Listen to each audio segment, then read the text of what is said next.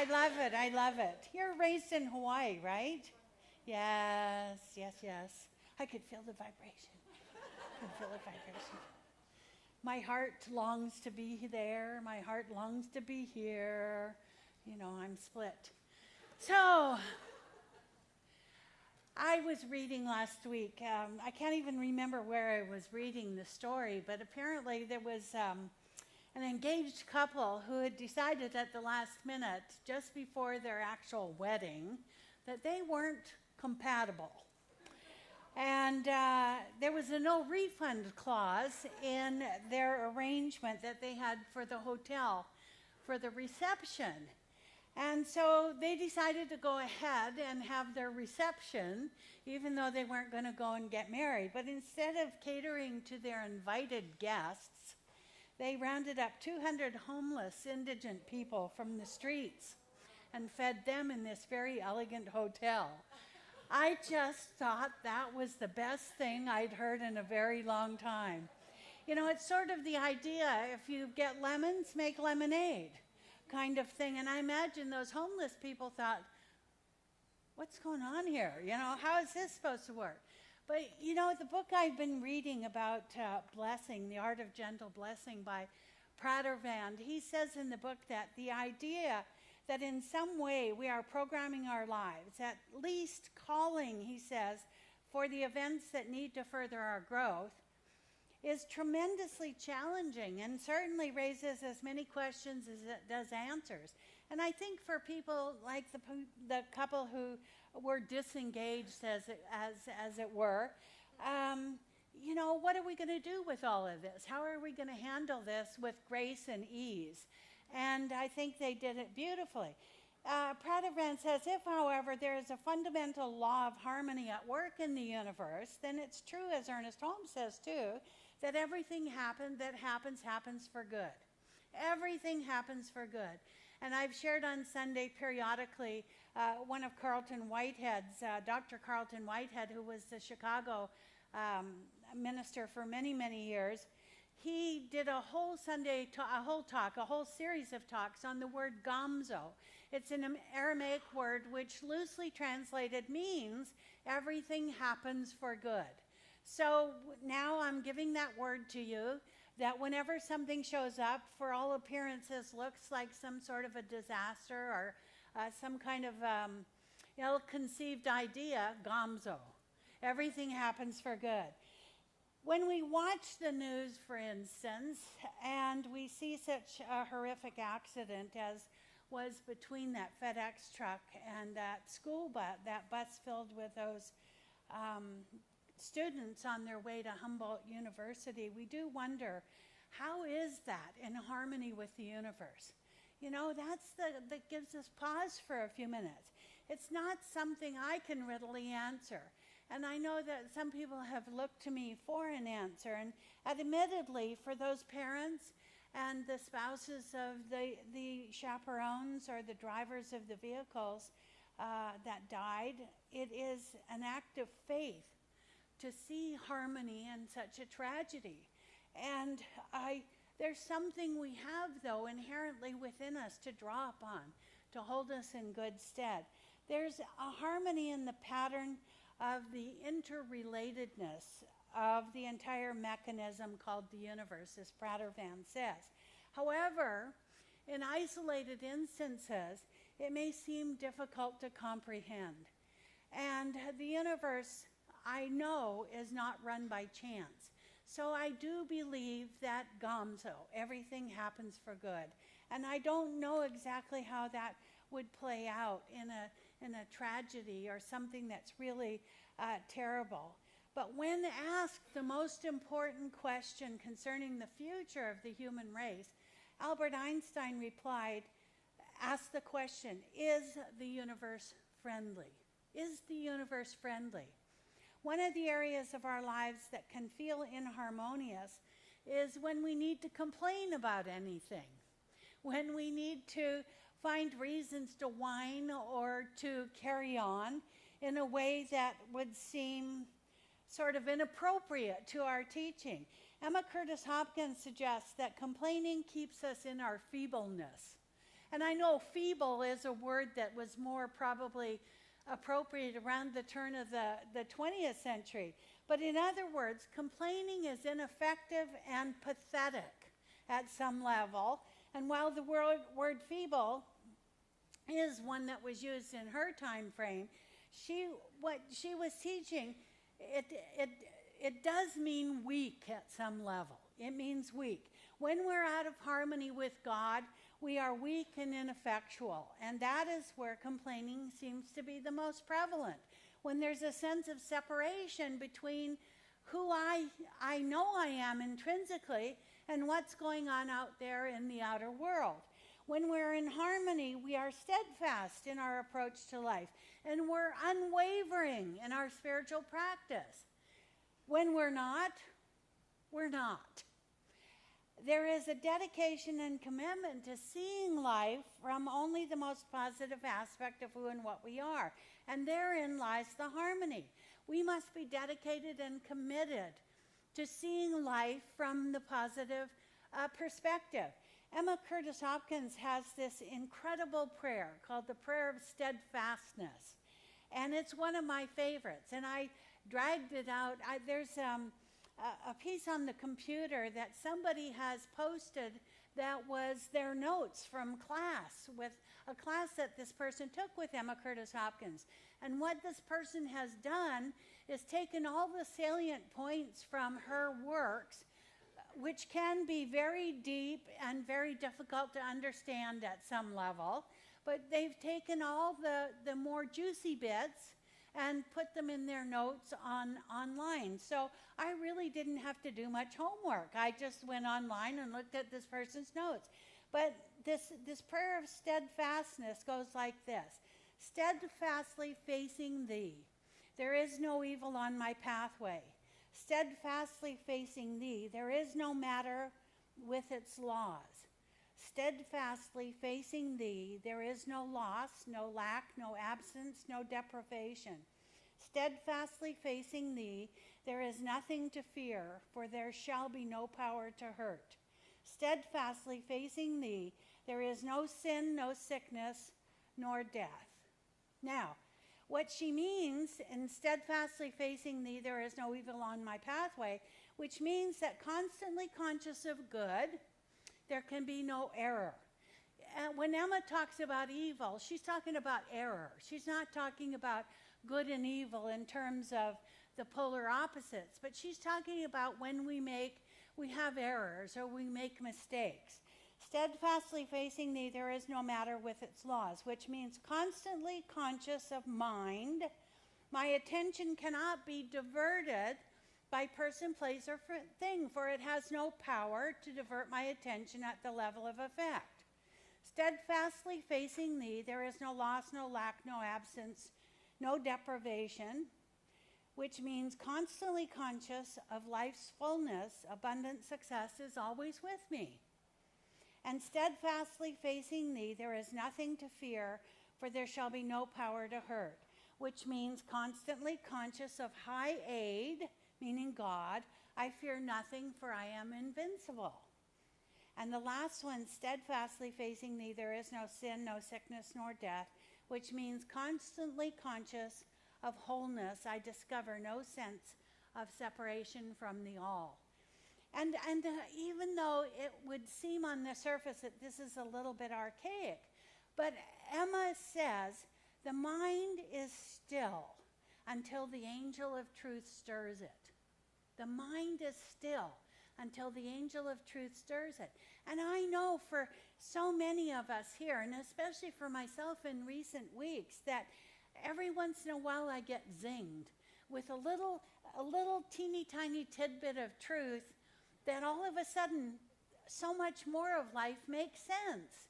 And when that happens, it's like it's an amazing thing, and you think, well, I should have had a V8. No, what we think is, I should have known that. I should have known that.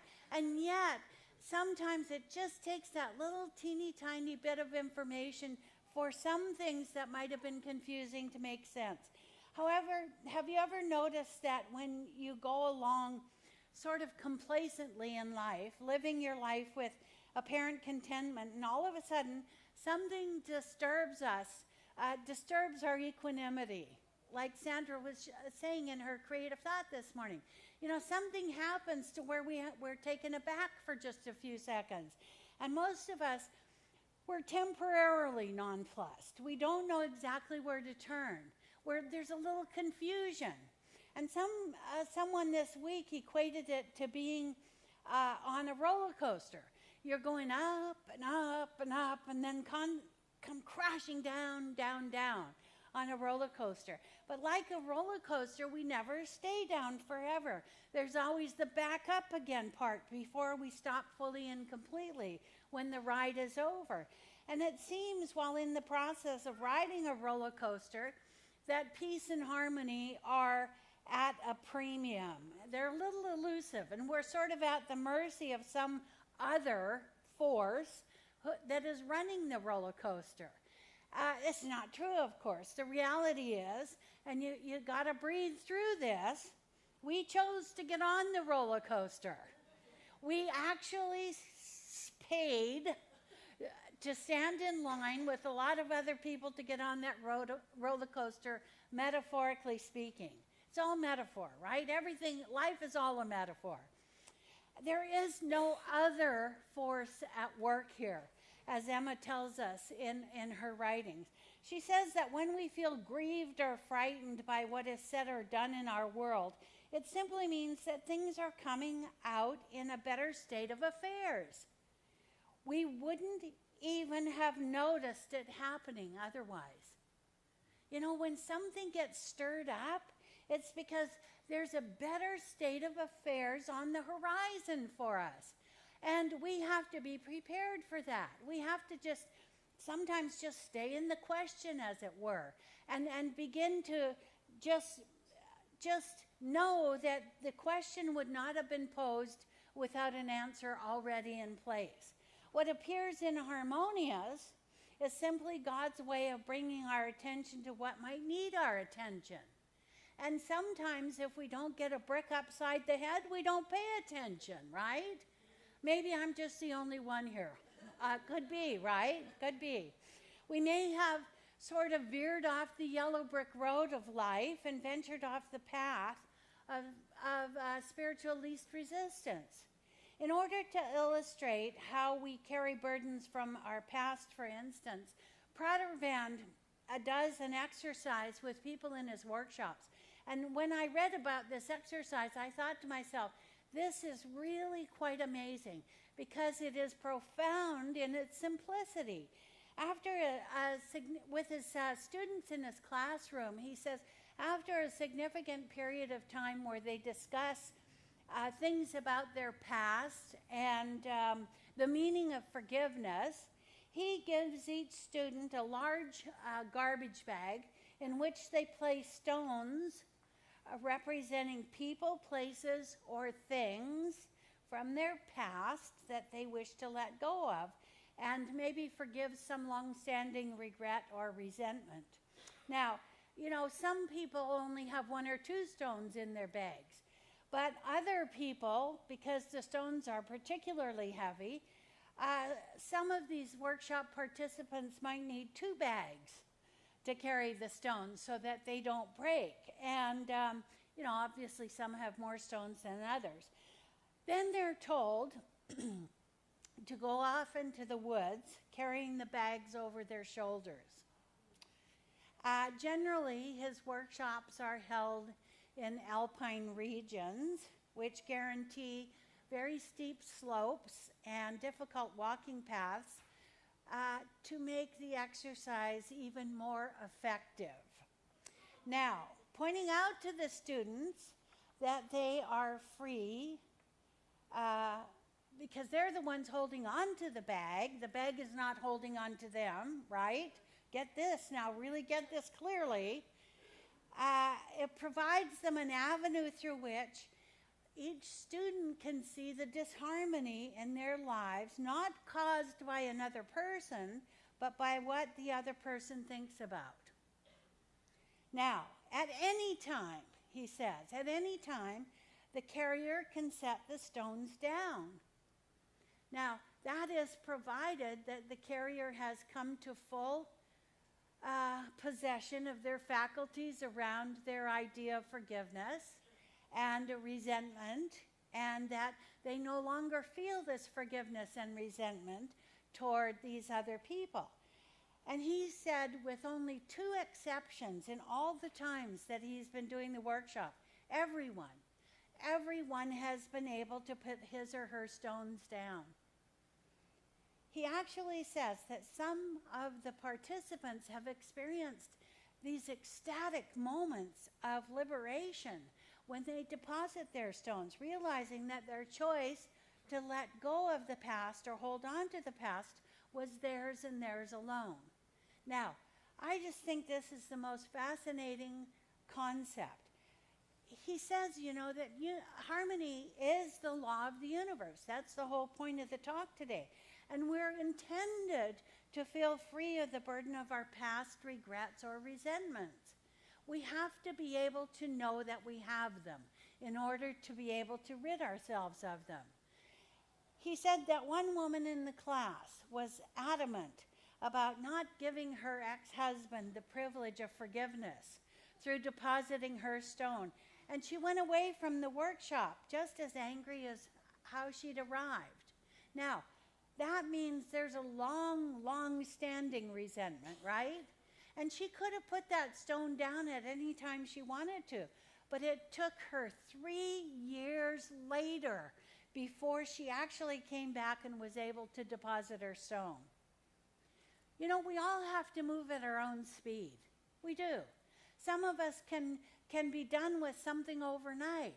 Others, it takes a long time for us to change our minds about what's going on.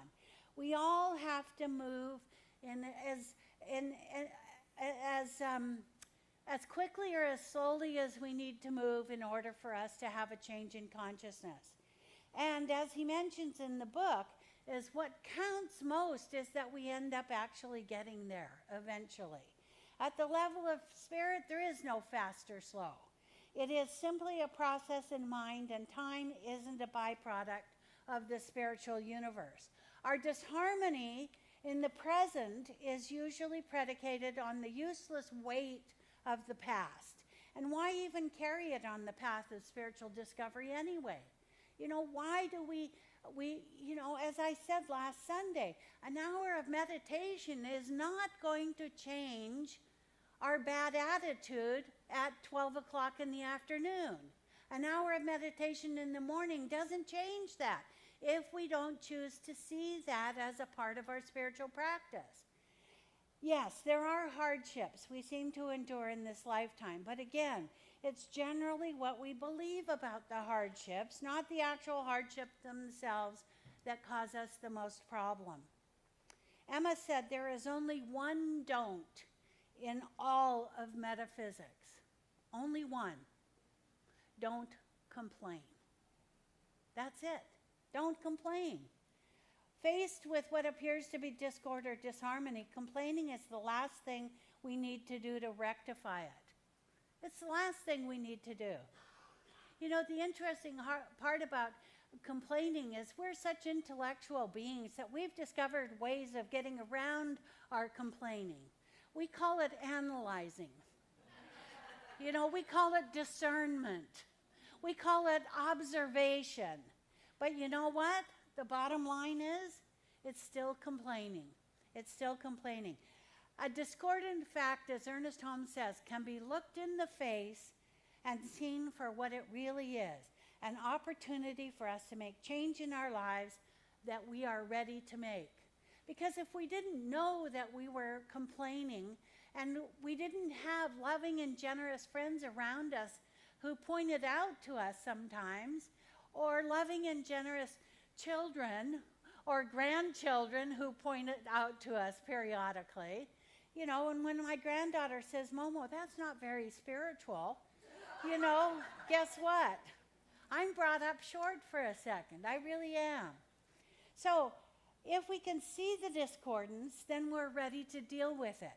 And if we have the wherewithal to know that God, the God of our understanding that we're acquainted with out of this thing called the science of mind, would never, ever create a problem in our lives without a solution already there, then the possibility of seeing some sort of end to the discordance, if you will, is already in place. What lessons are repeatedly showing up in our lives, and what will it take for us to learn them? That's the question for today. That's what disharmony is all about. We cannot understand that we live in a harmony, a universe of harmony, unless we also understand its polar opposite. What gives us pause? What causes us to feel upset? And when we get that, we will then be able to do something about it. The next time we have a difficult situation, try using Emma's prayer of steadfastness. You can go online and Google it yourself. Blessing the gift of awareness that we are governed by a law of universal harmony, knowing with God all things are possible. Will you join me in consciousness, please?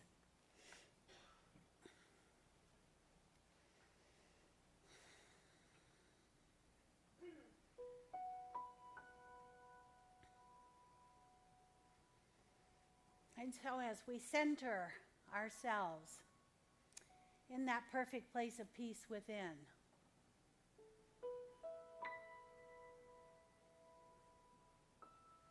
there is only harmony. There is nothing other than harmony. And when the efforts of being human become difficult to manage, all we have to do is simply stop for a few seconds and go within to that perfect place of peace. For it is that sacred space within that is that consciousness on demand, COD, that we can call forth whenever we are out of sync with the universal harmony. And so as we begin our journey today anew, we get to see that we are steadfast in our approach to our spiritual practice, that there is commitment and dedication to what it is that we know to be the truth of who we are. And that truth with a capital T is that God is all there is. And there is nothing other than at the level of spirit. What we see and what appears before us are simply opportunities for our soul growth. They're opportunities for us to remember who we are, to remember that there is that place of harmony and peace within each one of us. That perfect place that has never been violated, that knows nothing outside that pure essence of spirit. And so today, each one of us today here brings with us the faculty of going within. We do not have to look anywhere for our peace and harmony. We don't have to find it in the serenity of a forest or sitting at the tide of an ocean or listening to a beautiful symphony. We know that at a moment's notice, we just simply close our eyes and go within, and it becomes a God moment, the rapture, that ecstatic moment of total and complete awareness. And so I know this truth today. I know it, I feel it. It is my mainstay as I joyfully receive and give thanks for the blessing of this awareness today. I release my word to the law, knowing that in its fullness, It is already done and complete in the mind of God, as we say together, and so it is.